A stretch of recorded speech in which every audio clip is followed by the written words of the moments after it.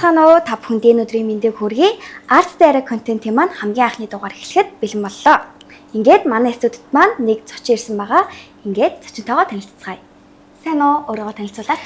Сайн байна уу? Намайг Ахмагийн Намуу гэдэг. Би 13 настай. За, хоёул шууд ярианд оръё. За, чиний яг ирээдүйн мөрөөдөл чи юу вэ? Би англи хэл хятадлын устцаас яриад сураад тэгэнгүүтээ хятадд болохоор урлагийн сургуулийн төгсөөд тэгээ хятад, Америк, Монгол алдартай жүжигчин болох хүсдэг. Чи хятадаар өөрийгөө танилцуул та. За.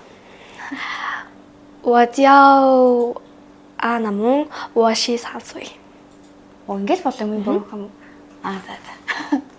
За тэгвэл чамайг аз жаргалтай болгодог юм чи юу вэ? Намайг аз жаргалтай болгодог зүйл гэвэл гэр бүл, найз нөхөд маань намайг аз жаргалтай болгодог. Тэгвэл аз жаргалгүй болгодог зүйл чи юу вэ? Эсэргээрээ.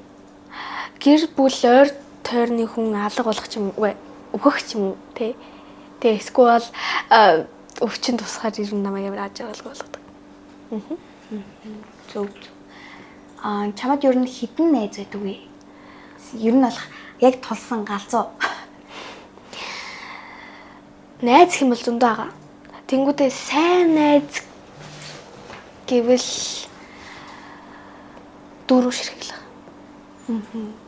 Дөрөв ширхэг үү? Тий, 4 найз л байгаа. 4 ширхэг найз. За тэгвэл штэ. Найз гэж ер нь бол чиний хувьд юу вэ?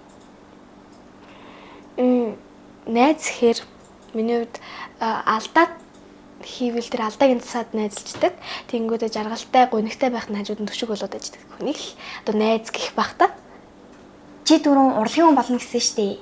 Яг яагаад хизэнээс ер нь юм гэж урлагийн хүн болно гэсэн сэтлийг авсан бэ? Яаж агаад?